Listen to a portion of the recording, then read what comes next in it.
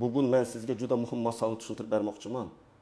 Telefoningizga kelayotgan xabarlar, bank kartangiz, shaxsiy ma'lumotlaringiz va birgina noto'g'ri bosilgan havola tufayli pulingizdan ayrilib qolish xavfi haqida gaplashamiz. Bu video hamma uchun muhim. Chunki firibgarlar endi faqat katta pulga ega odamlarni emas, oddiy ishchi, talaba, nafaqaxo'r, uy bekasi, tadbirkor, hatto maktab o'quvchilarining ota-onalarini ham nishonga olmoqda. Iltimos, hozirroq kanalga obuna bo'ling, videoga like bosing va oxirigacha ko'ring. Chunki men sizga nafaqat xavf nimada ekanini, balki pulingizni qanday himoya qilishni ham aniq qilib aytaman. Avval firibgarlik odatda ko'chada, bozorda yoki yuzma-yuz suhbatda bo'lardi. Masalan, kimdir arzon telefon sotaman, ishga joylashtirib qo'yaman, hujjatni tezlashtirib beraman deb odamdan naqd pul olib ketardi. Odam hech bo'lmaganda firibgarning yuzini ko'rardi, qayerda uchrashganini bilardi, guvohlar bo'lishi mumkin edi. Albatta, u paytda ham aldanganlar ko'p bo'lgan, lekin jarayon ko'proq ko'zga ko'rinadigan shaklda kechardi. Hozir esa vaziyat butunlay o'zgargan. Firibgar sizning yoningizga kelmaydi, qo'ng'iroq qiladi, SMS yuboradi. Telegram yoki WhatsApp orqali yozadi.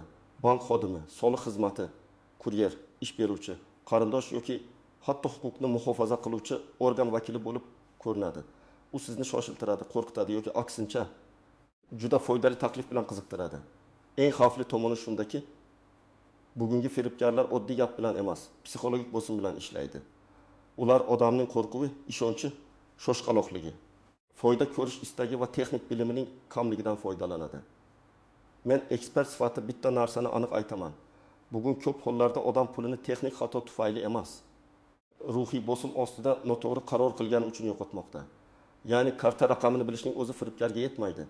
Unga SMS kod, ilovaga kirish tasdig'i, pasport rasmi, plastik karta rasmi yoki siz bosgan zararli havola kerak bo'ladi. Shuning uchun bu masalada eng kuchli himoya bu hushyorlik, to'g'ri tartib va nima qilishni oldindan bilishdir. Birinchi navbatda men sizga eng ko'p uchraydigan holatlarni birma-bir tushuntiraman. Birinchi holat: bankdan qo'ng'iroq qilyapmiz degan firibgarlik. Sizga noma'lum raqamdan qo'ng'iroq bo'ladi. Ovoz juda jiddiy, xotirjam va ishonchli eshitiladi. U odam kartangizdan shubhali operatsiya bo'lyapti. Hisobingizdan 2 million so'm yechilmoqda. Hozir tasdiqlamasangiz pulingiz ketadi deydi. Keyin sizdan SMS kodni aytishni, ilovaga kirib biror tugmani bosishni yoki xavfsiz hisobga pul o'tkazishni so'raydi. Mana shu joyda eng katta xato qilinadi.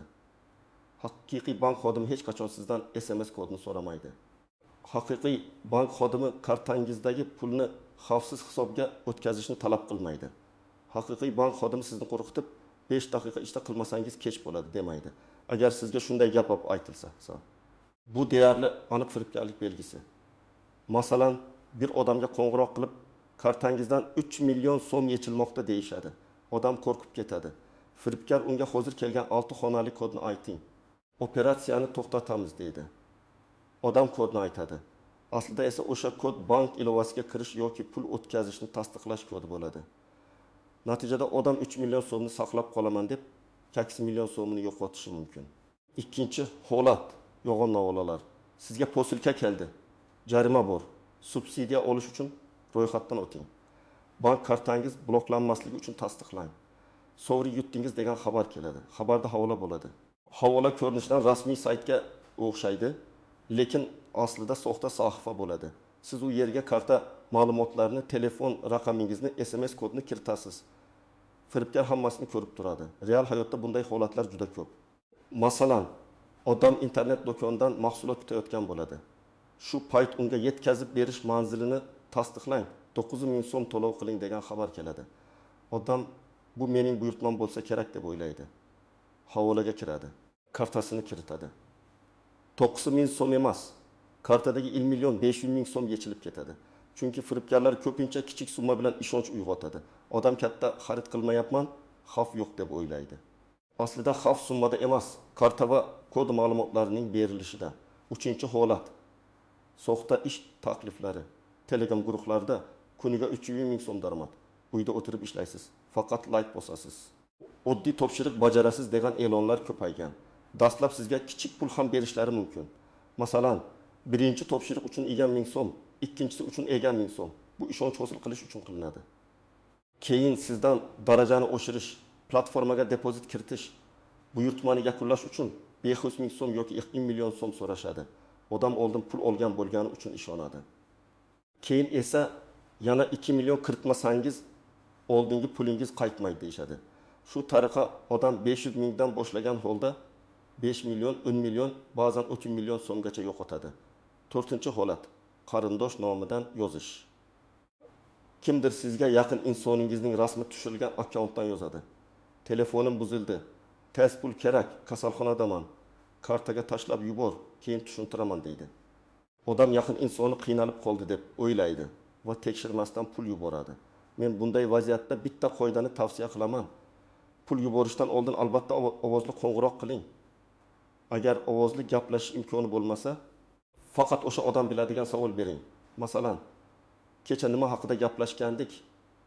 Uydagi falon narsa qayerda turadi? Oxirgi marta qayerda uchrashgandik kabi savollar. Firibgar odatda umumiy javob beradi yoki mavzuni buradi. 5-holat, kredit va mikrozang bilan bog'liq xavf.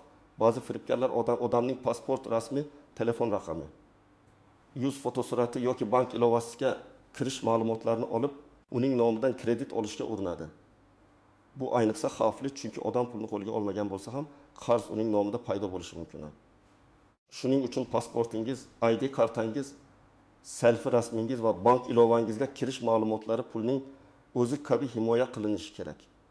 Kimdir verifikatsiya uchun pasport rasmini yuboring.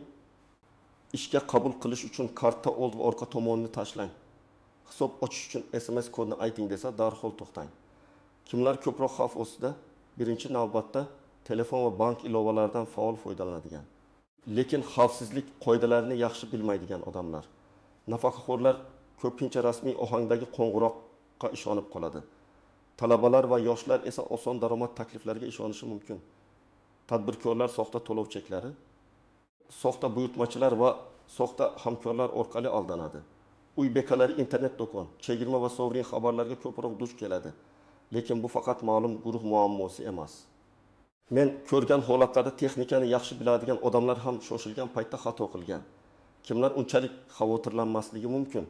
Agar siz hech qachon SMS kodini hech kimga aytmasangiz, noma'lum havolaga karta ma'lumotini kiritmasangiz, pul yuborishdan oldin odamni tekshirsangiz, bank bilan faqat rasmiy ilova yoki rasmiy telefon orqali bog'lansangiz, xavf ancha kamayadi.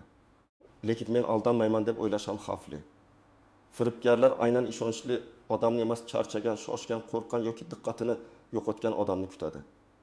Siz ham ishda band bo'lganingizda, kechqurun charchaganingizda yoki muhim pul operatsiyasi vaqtida xato qilishingiz mumkin. Endi ayrim nozik jihatlarni tushuntiraman. Birinchi noziklik, firibgar qo'ng'iroq qilayotgan raqam rasmiy raqamga o'xshashi mumkin. Ba'zan telefon ekranida bank nomiga o'xshash yozuv chiqishi yoki raqam chiroyli ko'rinishi mumkin. Bu ishonch uchun yetarli emas. Sizga kim qo'ng'iroq qilmasin, agar u shaxsiy kod, karta ma'lumoti, ilova paroli, pul o'tkazish yoki havolaga kirishni talab qilsa, suhbatni to'xtating.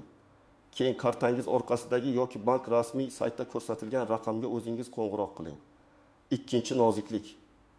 Firibgarlar sizga yordam bermoqchimiz degan niqobdan foydalanadi. Ular doim yomon ohangda gapirmaydi, ba'zan juda muloyim bo'ladi. Aka, xavotir olmang, men sizga yordam beraman. Opa pulingizni saqlab qolish uchun aytyapman. Hozir buni qilsak hammasi yaxshi bo'ladi deyshadi. Odam muloyim gapga ishonadi, lekin bank xavfsizligi qoidasi hissiyotga qarab o'zgarmaydi. Kodni hech kimga aytish mumkin emas. Pulni noma'lum hisobga o'tkazish mumkin emas. Karta orqa tomondagi CVC kodni hech kimga berish mumkin emas. Uchinchi noziklik, soxta chek va soxta skrinshot. Masalan, siz telefon, mebel yoki boshqa buyum sotyapsiz. Xaridor pul o'tdi. Mana chek deb rasm yuboradi. Siz hisobingizni tekshirmasdan mahsulotni berib yuborasiz. Keyin bilasizki, chek soxta bo'lgan. Men bu yerda aniq qoidani aytaman. Pul tushganini faqat o'z bank ilovangizdan tekshiring. Screenshot, SMS rasmi to'lov jarayonida degan gap. Bank kechiktiryapti degan bahona pul tushgani degani emas. Hisobingizga mablag' kelmaguncha mahsulotni bermang. 4-noziklik, bolalar va o'smirlar orqali xavf. Farzandingiz telefoningizdan o'yin o'ynashi, havolaga kirishi, karta bog'langan ilovada tasdiqsiz xarid qilishi mumkin. Ba'zan firibgarlar bolalarga o'yin valyutasi yuting. bepul skin olasan, akkantingni kuchaytiramiz deb yozadi. Bola karta ma'lumotini bilmasa ham telefoningizga kelgan kodni aytib yuborishi mumkin. Shuning uchun ota-ona telefonda bank ilovasi bo'lsa, ekran qulfi, ilova paroli va xarid tasdig'i alohida sozlanishi kerak. 5-noziklik, men faqat karta raqamini berdim, xavf yo'q degan fikr. Karta raqamini bilishning o'zi ko'p hollarda pul yechish uchun yetarli emas. Lekin karta raqami bilan birga amal qilish muddati, CVC kod, SMS kod, ilova tasdiq yoki qo'shimcha ma'lumot berilsa xavf keskin oshadi. Bundan tashqari, firibgar karta raqami orqali siz bilan keyinroq ishonchliroq suhbat qurishi mumkin. Sizning falon raqamli kartangiz bo'yicha murojaat qilyapmiz desa, odam ishonib qoladi. 6-noziklik, rasmiy ko'rinadigan saytlar. Soxta saytlar bugun juda chiroyli bo'lishi mumkin. Logotip bor, ranglar rasmiyga o'xshaydi, tugmalar ishlaydi, hatto yordam bo'limi ham bo'lishi mumkin. Lekin sayt manziliga e'tibor bering, bitta harf o'zgargan bo'lishi. Ortiqcha chiziq, raqam yoki g'alati domen bo'lishi mumkin. Masalan, rasmiy nomga o'xshash, lekin oxirida boshqa qo'shimcha bilan tugaydigan manzillar ko'p uchraydi. Agar havolani SMS yoki noma'lum odam yuborgan bo'lsa, o'sha havoladan kirmang. Rasmiy islovani oching yoki sayt manzilini brauzerga o'zingiz yozing. Endi eng muhim qism, nima qilish kerak? Birinchi qadam, telefoningizdagi bank ilovasini himoyalang. Kuchli parol qo'ying. Tug'ilgan sana. 1011, 1234 telefon raqamingizning oxirgi raqamlari kabi oson parollardan foydalanmang. Agar ilova barmoq izi yoki yuz orqali kirishni qo'llasa, uni yoqing. Lekin telefonning umumiy ekran qulfi ham kuchli bo'lishi shart. Telefoningiz qulfsiz bo'lsa, bank ilovasining himoyasi ham zaiflashadi. Ikkinchi qadam, SMS kod qo'ydasi. Men buni juda qat'iy aytaman. SMS kodni hech kimga aytmang. Bank xodimi bo'lsa ham, tanishingiz bo'lsa ham, operator bo'lsa ham, texnik yordam bo'lsa ham aytmang. Kod bu sizning elektron imzongizga o'xshaydi. Siz kodni aytsangiz, amalda men roziman degan tasdiqni firibgarga berib qo'yishingiz mumkin. 3-qadam, kartalarni ajrating. Agar imkoningiz bo'lsa, asosiy pulingiz turadigan kartani internet xaridlar uchun ishlatmang. Internet to'lovlar uchun alohida karta oching va unda katta pul saqlamang. Masalan, asosiy kartada 5 million so'm bo'lsa, internet xarid kartasida faqat kerakli paytda 100 ming yoki 200 ming so'm qoldiring. Shunda xatolik bo'lsa ham zarar cheklangan bo'ladi. 4-qadam, bank xabarlarini yoqing. Har bir kirim va chiqim bo'yicha SMS yoki push xabar keladigan qilib sozlang. Agar siz tanimagan operatsiyani ko'rsangiz, darhol bank ilovasidan kartani bloklang yoki bankka qo'ng'iroq qiling. Vaqt bu yerda juda muhim.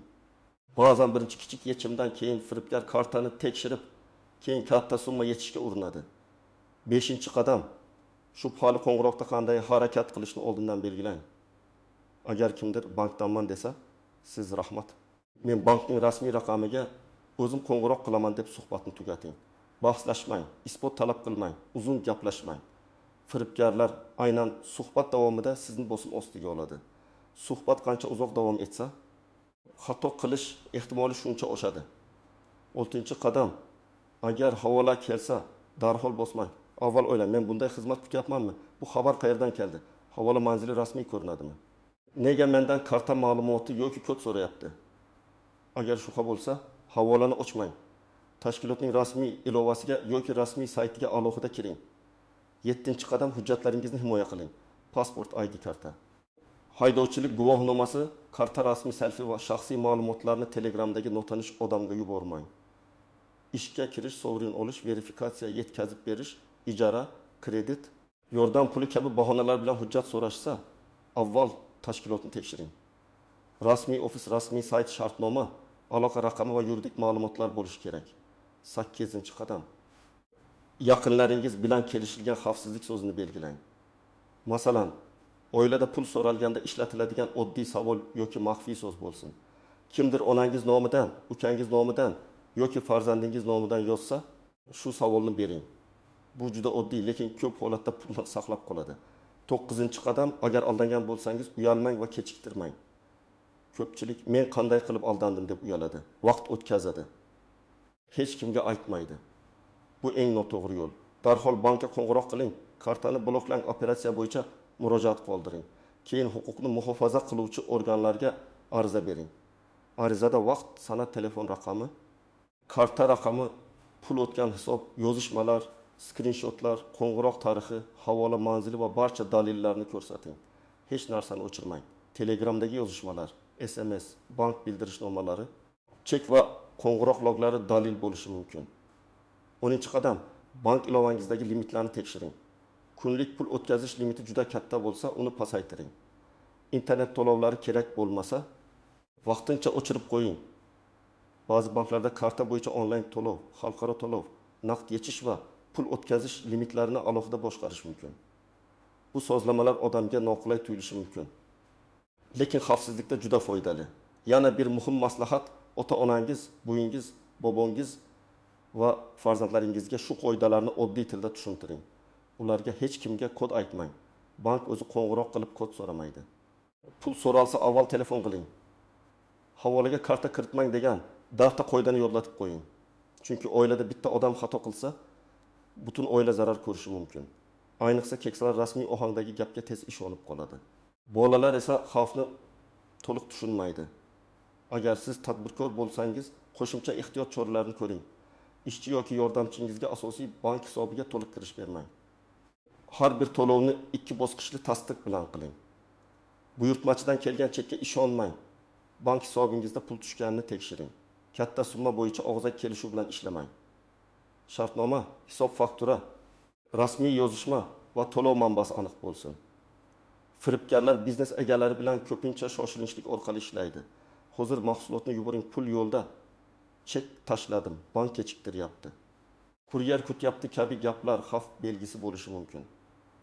Agar siz internetda savdo qilsangiz, xaridor sizga to'lov qabul qilish uchun havola yuborsa ehtiyot bo'ling. Odatda sotuvchi pul olish uchun xaridor yuborgan havolaga karta ma'lumotini kiritishi shart emas. Pul o'tkazish uchun xaridorga karta raqami yoki hisob ma'lumoti yetadi.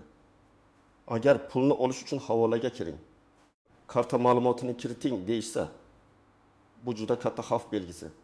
Men yana bir psixologik jihatni aytaman. Firibgarlar sizga o'ylashga vaqt bermaslikka harakat qiladi. Hozir tez, 5 daqiqa, aks holda bloklanadi. Aks holda pul ketadi. Bu maxfiy operatsiya, hech kimga aytmang kabi iboralar ishlatiladi. Haqiqiy moliyaviy xavfsizlikda esa sizga tekshirish rasmiy kanalga murojaat qilish va qaror qilish imkoniyati bo'lishi kerak. Kimdir sizni shoshiltirayotgan bo'lsa, aynan shu narsa to'xtash uchun sababdir. Xulosa qilib aytaman, bugungi kunda pulingizni himoya qilish faqat bankning vazifasi emas, sizning kundalik odatlaringizga ham bog'liq. SMS kodni hech kimga bermang. Noma'lum havolaga karta ma'lumotini kiritmang. Qo'ng'iroq qilgan odamga darhol ishonmang. Pul yuborishdan oldin tekshiring. Hujjatlaringizni himoya qiling va shubhali holatda bankning rasmiy raqamiga o'zingiz murojaat qiling. Agar bu videodagi ma'lumot siz uchun foydali bo'lgan bo'lsa, albatta like bosing, kanalga obuna bo'ling va izohlarda yozing. Sizga yoki tanishlaringizga shunday shubhali qo'ng'iroq yoki xabar kelganmi? Fikringizni yozing. Chunki sizning tajribangiz boshqa odamni katta zarardan saqlab qolishi mumkin.